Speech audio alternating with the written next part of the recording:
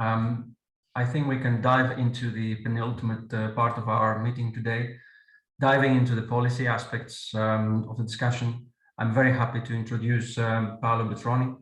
Since 2019, Paolo has been a senior researcher at TU Vienna and head of the EOSC and International Liaison Office based at the same university library. He is also chair of the E-Infrastructure Reflection Group, known as EIRG, as well as the coordinator of the Austrian EOSC mandated organization.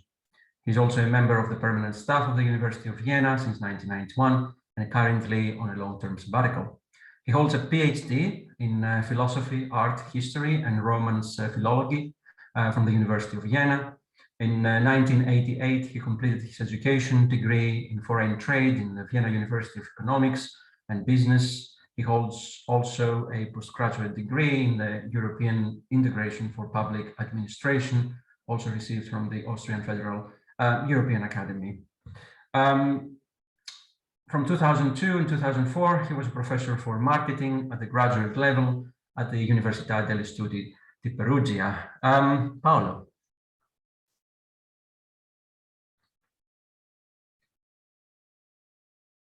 Paolo, I don't think we can hear you.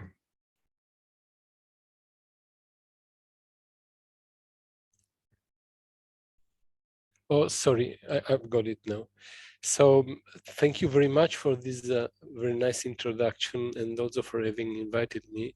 I'm happy to share with you 6 memos I've prepared on policy view on key pillars of future data spaces.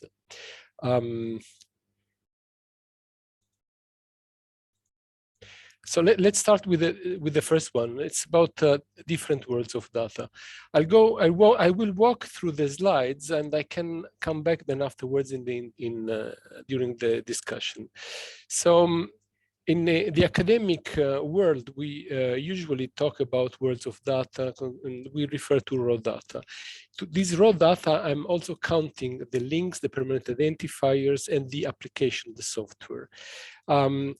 Usually data are processed, and some of them are then lead to negative results or to inconclusive results. You will never get access to these negative or inconclusive results, although they are there, if you are not allowed to do so. What we are allowed usually is to get access to the positive results, and then when they are shared or they are released. As you see, the bubble is going to be smaller. And the search engines, they lead us then to the published data, which are the underlying data of the publications. And this small yellow dot is the result of 20 years of open access. Just a very, very small amount of data and publication are accessible in an open way. Now, policies are here in order to define the relations between this strata of data and how they are treated, if they're closed, if they are non-closed, if they're open access, whatever. But they also help us to define the different stakeholders who are acting in this context. And I'm also referring to the consumers of data, including the machines. Now, the funders, they play an important role in this context, because even if some of them are not aware of it, they are responsible through their funding lines for the sustainable development of societies, and also for the design on how the data are designed. If they are distributive by design, for example, the funders, they can influence this. And ensuring legal and ethical compliance is key issue in the context of this world of digital ecosystems of connected services. Now, where do the policy frameworks position in this context? Again, just a recap of what has been said. On the left hand, we have the contributors, the content providers, humans and machines. On the right side, we have the distribution mechanism or discovery mechanism and the end users. In the middle, we have the digital ecosystem of connected services with the related manager. And the legal space and the legal framework is regulating what happens there inside. But above this, we also have the common terminologies, which are useful for interoperability for humans and machines, and governance and policies, as for example, Luciano has introduced in his speech in the beginning. Now, this world of data and services is creating values. It's creating values, and I would like to use as an example the public sector in Europe. The public sector in Europe has a big share of in the producing the GDP in the European Union. Around 25% of the GDP is created in the public sector, which is producing information, including the open government data you see in the center, and which are part of the open data and the open data economy. And this is a part of the big data world I was trying to explain through my first slide. So where is the connection to economy? What is the connection to policies? What is the connection to the value? Well, the market size for the for the 4 years between 2016 until 2020 was calculated in a projection of more than 300 billion euros only for the open data sector from the public sector. So you see, this is a very huge market. I just gave a glimpse on a part of this market. Now, making use of data, where can the different worlds, the world of the producers and the world of the consumers, meet? If you look at this slide, you will see on 2 arrows in gray, the public sector from going from stepping from left to right, and from right to left, the private sector, and somewhere they encounter. Well, in the public sector, I'm counting also the universities. I would suggest and say that most of us who are attending this conference are now to be counted in this part. We are related and linked to the data creation, data validation, aggregation, analysis, creating services and products, and aggregated services. And the private sector who's accessing our world will encounter us at least at the data aggregation level. And this purple box you see there is the box where the economic value I was talking about is created. This was just to give an example. Now, it is really interesting from the point of view of governance, who is controlling what and who is the owner of what. And also in this case, I would like to make some examples in order to then produce some closing messages. Now, I started in my reflections with the thousands of mines of data that we producing each minute. And the conclusion is that billions of citizens, through posts, emails, blogs, entrust their thoughts to American companies located in California and Seattle.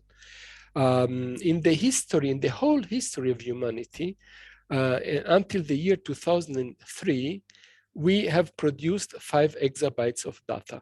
Luciano has shown one slide where we saw how this data deluge is even growing. But we produce 5 exabytes of data each 2 days. In 2 days, we do what we did humanity from the beginning until 2003. And again, where are these data located? We have to reflect where these data are located and who has the sovereignty on it. The market share of the US search engines and social media is in the data. Google, Yahoo, and Bing together control more than 90% of searches conducted worldwide. What you see are some figures that were produced by a statistical tool in December 2021. So you see that, for example, the Baidu, which is a Chinese one, has a control about 0.37% of the market. So this is just to give an idea what we have to take into account when we talk about governance and governance model. One of the possible outcomes through data, American analysts are maybe convinced that they can know foreign citizens better than the rulers. So think about this. In the Russian population uses for 40% of the quests Google. And this has also an impact on political trends, scientific activities, and reaction to specific impulses. Where we talk about the cloud, the European Open Science Cloud, and the South African Open Science Cloud, and the American cloud, and the cloud is not in the sky. The cloud is underwater. Worldwide, data runs along more than 1 million kilometers of undersea fiber optic cables. So the cloud is a marine issue. And this means that also the marine regulations are to be used as a legal framework. 90–80% of data exchange takes place underwater. Companies like Google, Facebook, Microsoft, and Amazon, and I'm naming them not because I want to make either advertising or bashing. I'm just trying to understand what I should take care into account if we produce governance models. So these companies all become major players in these underwater activities. Google now has an ownership stake in at least 16 current or planned undersea cables, Facebook in 13, Amazon is a part owner of cables, and Microsoft as well. To make an example, just to visualize it, this is the Equiano cable route that is now owned by Google. This will be finished this year. It is connecting West Africa and Sub-Saharan Africa to the internet.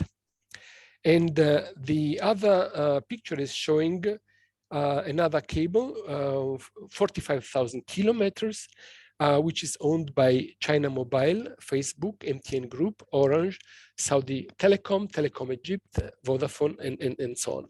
So what I would like to say is there is a convergence of interest, a convergence of companies, a convergence also of the public sector, we saw it, in this context. And I'll skip for time reason this, is not important. I'd like to focus now on the human languages. I'm not talking about the machine languages, human languages that are used in this world of data running undersea. The most common human languages as of January 2020. So the first 5 are English, Chinese, Spanish, Arabic, and Indonesian. Languages like Portuguese, French, Japanese, Russian, well, you see, this is just a small account, a small percentage in this. We have to take care of this if we talk about good governance model. And we also have to take care of the next statement, which is if we talk about societal development and how to link societal growth and development according to the United Nations Sustainable Development Goals, for example, then we have to not forget that almost half of the world's population has never used the internet. This means 3.7 billion people, and of these 700 million live in the sub-Saharan Africa. So just think on the slide you saw before. We are connecting a world which has no electricity and no means to participate in the economic growth of the open data, for example, what we have seen before. So these 300 billions of open data in the public sector. So we should not forget this. Now, what are the challenges for the legal frames? One part of the challenges can be addressed through our constitutions. Some other parts through other means. And now go into the constitutions. The The constitutional systems, mainly European ones, explicitly recognize freedom of research and teaching arts and science. In this context, a particular relevance is assigned to the roles of legal frames, policies, and ethical issues, especially when the focus lies on the data lifecycle. But what to say about the involved machines? What is, e.g., their legal status in matters like IPRs in this transnational context? So we asked researchers during a project. It was a EOSC building project. And when researchers are asked how they think research environment should evolve, they very quickly come to conclusions that include virtual research from the outset. Researchers point out how virtual research complements the human researcher. And one of the statements of this survey and one of the results was that the researchers might be replaced by machines and artificial intelligence, and they are outperforming human beings on a number of until recently unimaginable tasks, with further improvements to be expected. So what does it mean? This result for policies. It's related to artificial intelligence and machine language. My takeaways for these 6 memos as a basis for further discussions is, if the goal number 9 of the United Nations Sustainable Development Goal is of relevance, and this says, build resilient infrastructure, promote sustainable industrialization and foster innovation, then the funders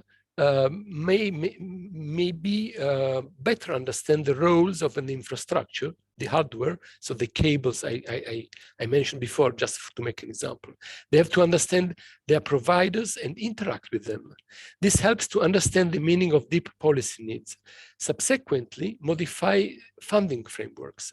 Funders must focus on programs that enhance trust towards sustainable development. So link the funding mechanism to the UN Sustainable Development Goal. This is of relevance for sustainable development on a global scale. The Sustainable Development Goals are used worldwide for statistics. Concerning policies, a message to policymakers: ensure continuous access to the policy development on a worldwide basis, on a global, on a collective basis. Encourage interaction in policy development, and listen listen then to the legislators from the legal constitutional point of view.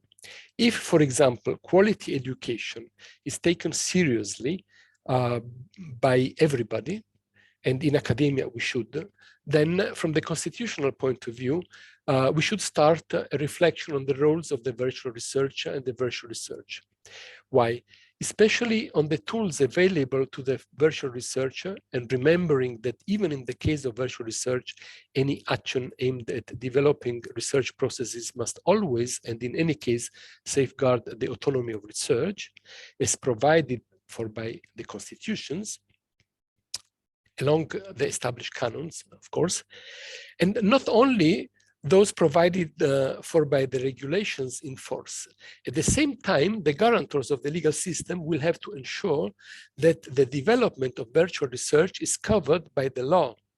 And it's not an extra law situation, and aligned with the postulates prescribed by the Constitution. This will permit better policies. The last slide is concerning 5 further development goals, like very important, like gender equality. In order to achieve gender equality and empower all women and girls, and to promote inclusive and sustainable economic growth, employment, and decent work for all, then we have to encourage all forms of e-government. This reduces corruption problems, ensures trust, reorganizes data openness, and increases democratization processes. This way, we could enhance the literacy we were talking about in the former discussions today. facilitate connectivity between business and scientific data producers. So lower the barriers. We have talked about it from the technical point of view. This is serving the goal number 10 and number 11. So reducing inequality within and among countries, make cities inclusive, safe, resilient, and sustainable. Just think about the COVID pandemic. We are now molecularizing our societies. We have to recompact it. And then the last sustainable development goal I would like to address is the number 3. So ensure healthy lives and promote well-being for all at all ages. So maintain net neutrality and avoid the development of forms of colonialism on the internet. Always localize services, pay attention to it. Not everybody's speaking English or Chinese. So start to speak African. Start to speak Ibero-American, or make it possible to have this translation made possible. And where possible, safeguard data sovereignty. And the last message is to the big enterprises and to governments. Expand forms of collaboration, be creative. Don't capture user data and then keep it inside the drawer. So I thank you very much, and I'll be happy to answer questions. Thank you very, very much, Paolo, for this very thought-provoking presentation. At this point, I would like to invite our commenter, Jean-Claude Bouguermel, to take the floor. Jean-Claude is a professor of open science at the Free University of Brussels. He retired on the 1st of March 2020 from the European Commission as an open access envoy and head of unit of open science for the Directorate General RTD. He and his team developed since 2014 the European Commission's policies on open science, science cloud, and open data and access. He joined the European Commission back in 1999, where he had a very successful tenure, participating in different capacities and groups. All of these groups contributed to the design of the framework programs for research and innovation of the European Union. Till 2000, he was a full professor of communication technology policy at the Free University of Brussels, as well as director of the Center for Studies on Media, Information and Telecommunication, and was involved in science and technology assessment. He has been visiting professor at the University of Antwerp, the European College of Bruges, and the University of South Africa, and sits on several academic journals. He recently joined the board of directors of the Donna Foundation and became the editor-in-chief in Frontiers Policy Lab. He acts as an expert for South Africans' open science policies. Jean-Claude. Thank you very much. First of all, I would like to say that what I will bring is deepening and underlining the key messages that Paolo was giving about the importance of data and about the complexity of data policies, and to a very large extent, some of the issues that I wanted to say have already been touched upon in the previous speakers and commentaries. But anyway, I prepared a few slides that organize my thinking on it. And the first point I would like to make is that we really do have to realize that data is becoming the key topic of our societies in whatever form you want to say, you want to look at it, and that by consequence, data policies and good data policies, as it was said in the beginning, not the ones that we make post hoc when we have developed the whole ecosystem of data and data services and then want to avoid things that went wrong. I really think that is becoming one of the key policy challenges, together with saving the planet, but that's not a discussion for the next years. And I want to underline that in my view, so that we tend to underestimate, and Paolo gave a few good slides to illustrate the amplitude of what data will be all about, but it will become much more, because in a certain way, everything we do, every artifact, every physical and non-physical action, representation, you name it, will become somewhere a data point in some format, be it physical, be it our thinking, be it our search. I mean, search is not a physical object, but it's an action, and all those actions become registered. Our heart rate, if you use your phones for running, or your health applications and so forth, you cannot imagine it, or it will become a data point, which means it becomes aggregatable, which means it becomes exploitable, it becomes usable, it can become an asset for everything we would like to do and want to do in the future. And the future is not that far in that respect anymore. So data are therefore much more than the new oil of the 21st century. They are the oil and the engine of the 21st century. And I'm saying that explicitly in a not too subtle way, because I do know that without electricity you don't have all the rest either. But you see the point. So that where if we make comparisons with oil for the industrial society, well, then data is more than the oil; it's also the engine of it. So it's a huge resource which we should care of, and I very much welcome that these kind of meetings today put it central on the agenda. It is indeed much more than finding interoperable standards, the challenges that we face. So if that is a challenge, if that is a scope, so what is then the challenge? As I said in data policy, for me the key challenge, and I watched it from the inside of the European Commission, and I try to follow it afterwards, is that a lot of the policies that we try to develop to have good governance for data are mainly functional approaches, meaning you list what you don't want to happen, and then you make a catalog of punishments, so to speak, or you forbid X, Y, Z to happen. But that's a very complicated approach. And by the way, we have seen the same discussion in the 80s, 90s with the internet, how to regulate content on the internet. It was exactly the same kind of approach. Is the medium the message, or is the message to be regulated? Well, a functional approach in data, and the Commission is in the Data Services Act is following it, and in the Artificial Intelligence Act is following it completely, is that it is listing up what you don't want, but that is subjective. It is context and time dependent. What is non-desired application in Finland is not the same as in Bulgaria. What it is in Bulgaria is not the same as in Chile. What it is in Chile is not the same as in Swaziland, and so on. So what is not acceptable is extremely context time dependent, and also very much tech specific. If I consider an application that monitors my heart rate, non-intrusive, when I get my heart attack in my car, and I am immediately beamed up to the nearest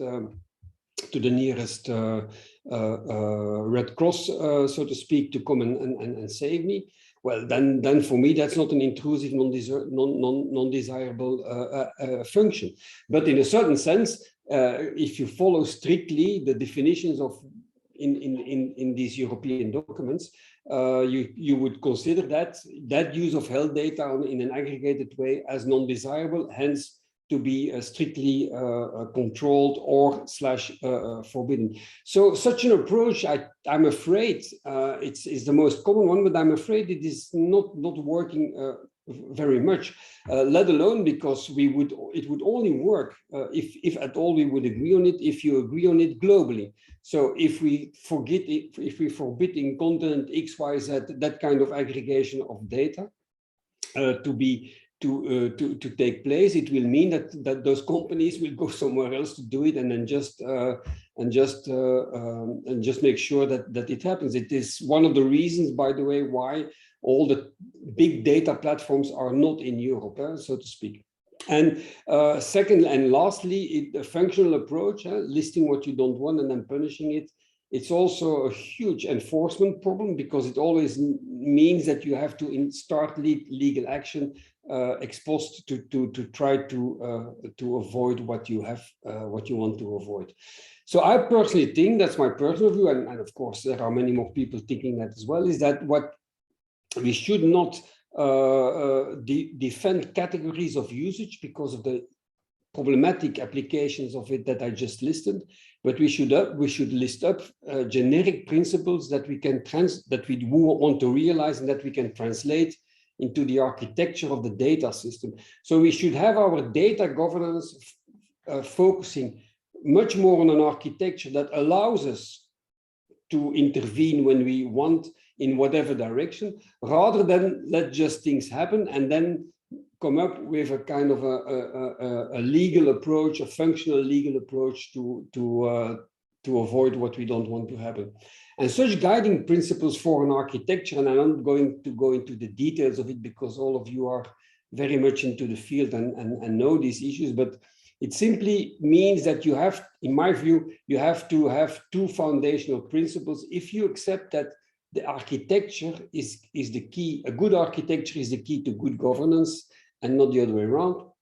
Well, if you accept that, then it means that you have to adapt your architecture to the first principle that personal data are the premium ownership of the person / group of persons that produces those data in one way or another, be it conscious or not. And if you accept that, then you translate it into architectural solutions like privacy by design, open standards, open protocols, the fair body of translating data in findable, accessible, and so forth. So if you take that road and you translate that into an architecture, then at least you know what will not or will be possible, and then at least you can intervene when you don't want. And the same happens, I would say, second foundational principle for the aggregation of data. We should simply forbid that the aggregation of data, my data aggregated with all your data from your iPhone, well, that data cannot be owned nor commercial, nor it can be hosted, but it cannot be owned nor commercially nor bureaucratically. I mean politically here. Now, if you accept that, then you can start thinking about how do you translate it into the architecture. Again, retraceability is one of the issues of it by applying PIDs at every level of the data action. Again, having all the data and the metadata fair, so that by doing that, you avoid endless rent extraction that the big platforms do, and which is because of the logic of the economics and the logic of the market share, which Paolo demonstrated so well, of these companies is simply unstoppable, sui generis at least. And then you can also think in the direction of solutions like why not for those aggregations which you really need, but you don't want them to be owned on premium platforms. Well, why not thinking about public data banks, for example, for health, where you guarantee from a public policy point of view the free and the open access to it.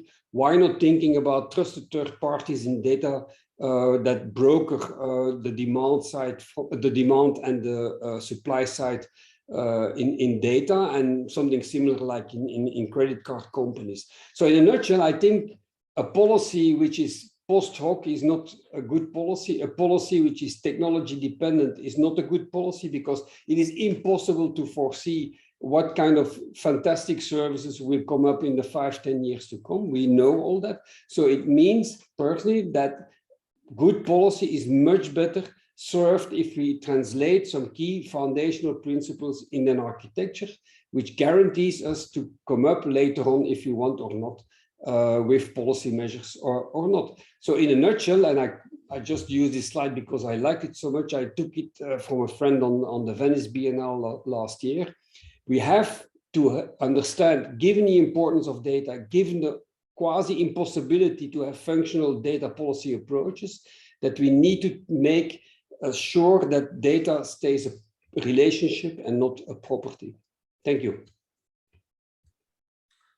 Thank you very much, Jean-Claude. At this point, I would like to invite the rest of the members of the panel to come in and reflect upon Paolo's and Jean-Claude's talk and comments.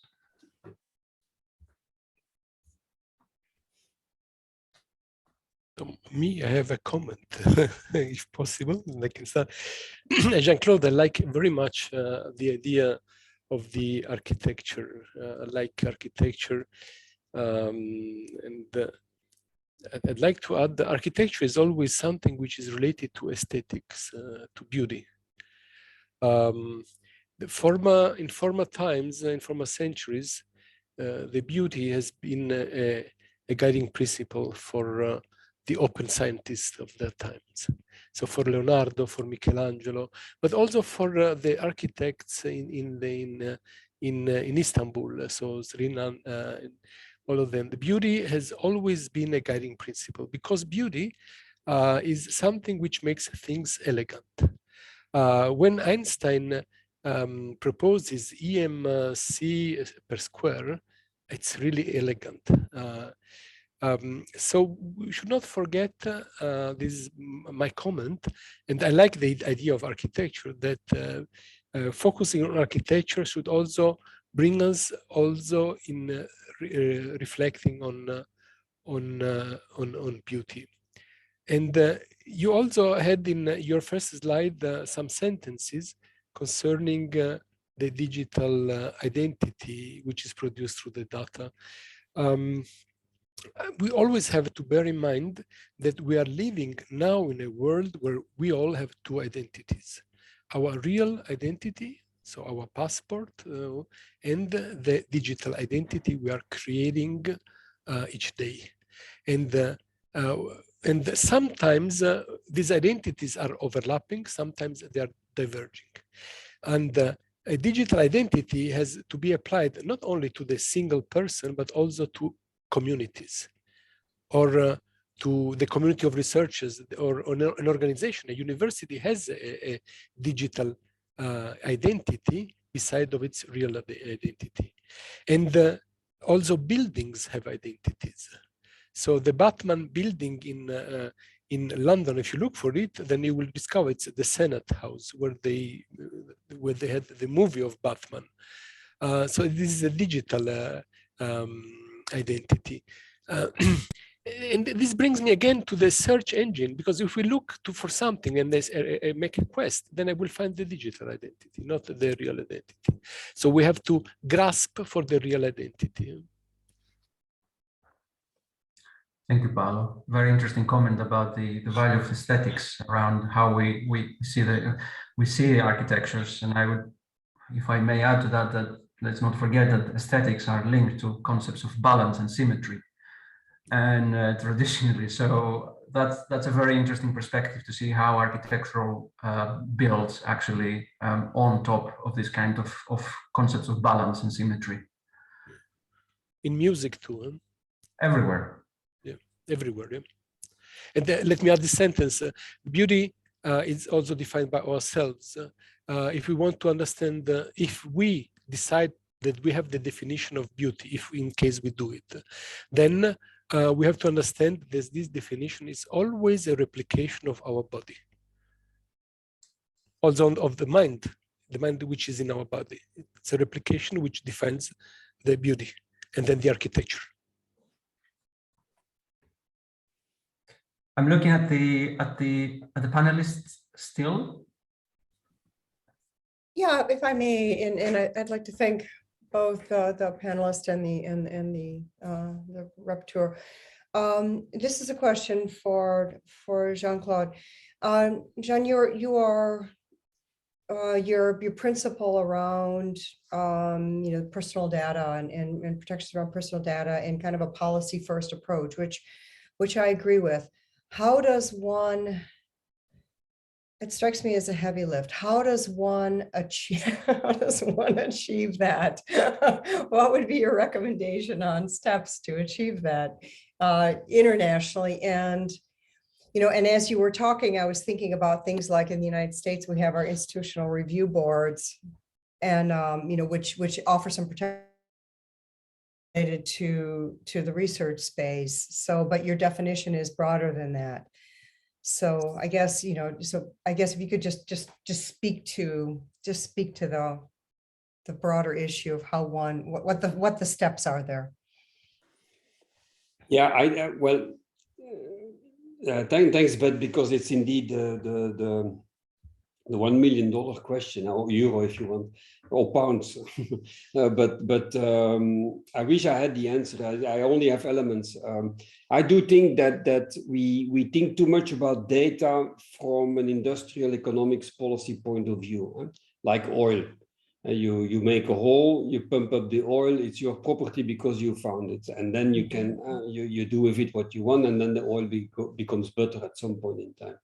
Now, this is clearly not the case here. When I was at the Commission, I tried several times to make groups of economists thinking about data as a new resource for the 21st century, because it clearly is. Take away data and half of the economy falls apart or goes back to what it used to be. So that means I really think that we need to consider data as a non-proprietary asset for the whole society, not the services. I'm not an anti-capitalist. I don't mind if people get rich by making services based on data, but where I do see a problem is that the appropriation, because of I host the data, so I own it. I host the aggregation, and so I own it, means that I apply this logic of oil. You know, you no longer can use my oil, you no longer can use my data, except if you pay for it, or if I do it to find out new applications, what the big FANGs do all the time. So I do think we need to start thinking about data as a common good. And I know it's a bombastic word, but it's like, I often compare it with the airspace, you know. No one owns the airspace except above 3 kilometers or 2 kilometers, because otherwise you will not have an air traffic. You would have 3 companies flying around in the world if you could own the airspace. The same is happening here. So we need to find commonalities there to make that view become hopefully dominant. And do you have to do it politically? I'm not so sure if political institutions, and I worked in them for 20 years, are best placed to do it. I must say that I would rather see a coalition of big economic players together, maybe with the big institutional players, trying to agree on it by making them understand that this is the only way to keep our economic, social, political system innovative, open, and dynamic. But it is easy to say, because in a global context, it has to be global, and in global context, you need reciprocity. Meaning, if we in Europe or transatlantically agree on all these nice principles, fine, but what if the rest doesn't? So you cannot just, so you see, it is not peanuts. Thank you for that. I would like to add something in comments, and also respond to the question that was posted. So, Jean-Claude, I second your statements by, and I do it by making an example.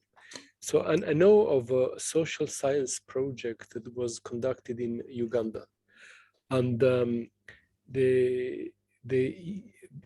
Uganda and in Rwanda, and I asked the colleagues there if they could provide us with some results of an extra analysis, and then they said, no, they cannot, because all the data they have collected concerning their populations are now in a server in Europe by the project, managed by the project leader.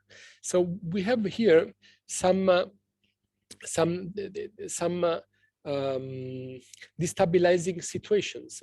On one hand, someone is providing data and is no more the owner of its own data, because they have been delivered to another server in another legal frame. And the project leader in the legal frame is not willing to give this data for free again. So this is something we should be aware of this mechanism, and then try to find solutions for this. There are technical solutions, and there are legal solutions and policy solutions. And this is my answer also to the question that was posted. It's not about Google or Facebook or whatever. So it's not about this. This is about the mechanisms. We should be aware of this mechanism and then try to understand what they mean. that's why I brought the examples. Thank you, Paul. Jürgen. Yeah, I also had the €1 million question. I would like to dare a bit of an optimistic answer at this point, but I lowered my hand before. And my optimistic answer is we need a model system in which we show that it can work. It's still, Paolo, I don't think just a matter of beauty. All the examples that you mentioned with architecture and music, they need patronage. It's not just the artist who creates beauty. In particular in architecture, you need big money and big support to create architectural beauty. So my claim is you need a model system, a seedbed, a demonstrator, and in a big way for the issue of scaling. And I think science, the world of science, could be such a demonstrator, because what you said in terms, Jean-Claude, of the globality of the issue, the plausibility that we are dealing with a common good, and so in science is more obvious than anywhere else. And so I think we should, we have fought for many years, many of us here, for open science, for open access, for open data, and so on and so forth. But now science is confronting the same challenges that the data world in general is confronting. And maybe we should just, go into the next phase of that fight and have an even more ambitious goal, namely creating a model system for what we need to achieve in the data world at large. And science is no small word for that matter, but it's still smaller than the data world at large. And if we could agree within our academic system, it's still incredibly ambitious and utopian, but here might be a beginning. Jean-Claude. Yeah, indeed. No. I think Jürgen and I fully support that. Whilst I listened to Paolo's response, I was thinking I should have said that the whole issue is best crystallized and most advanced in the science world, and I think indeed that it will be, if it is somewhere easy to do quickly, to come to this global agreement, to have a global open science cloud, for example, even if it is via sea cables, it is probably in our world. And if scientists could keep the non-proliferation of nuclear weapons alive, well, then we can certainly do it here, because we all know in science that we benefit from from an equitable open data system, because that's how science goes forward. And that's indeed a very good point. Thank you very much. So concerning the patronage, may I say something? Yes, Paolo. Patronage of beauty. So Jürgen, the fact is sometimes we need patronage. Sometimes we do not. So again, Einstein had no patron. But if you look at his biography, then you will see, I'm just picking up a very good example, but there are some others. And the elegance of his work in his formula is incredible. By the way, he was playing violin. They always talked about elegance. But not only elegance and beauty in architecture. Let's talk about elegance in language. We all like sentences that are elegant, ideas that are packed in elegant ways. They are beautiful. So what about the language of the machines? Why don't we, for example, try to reflect about the elegance of the language of the machines and how it can be used? It has an impact on architectures then, if we start to reflect on elegance and beauty. So it's not a perennial philosophical disquisition about the sense and relevance of beauty. It's the reality. Beauty is improving our life. Paolo, somebody who spent half his life studying Einstein, I must respond at this point. Yes. Because Einstein, when he derived that famous formula, E = mc², he was a patent clerk. He was an employee at the Swiss Patent Office, and that was his patronage. You know, he was in a safe haven where he could, you know, do his duty and then do whatever he wanted. And I think, you know, it's still a good model, but it's kind of a patronage. But you mean that every civil servant now could be an Einstein, eh? Well, they could do more than they are doing. That's what I think. You know. I think that's a very good point to start concluding this part of the discussion. I have to say that with listening to you, also see that today how we moved into a circle. Also coming back to some of the original points that Luciano was referring to around control and governance. And how we are addressing this in this part of the policy in a different way.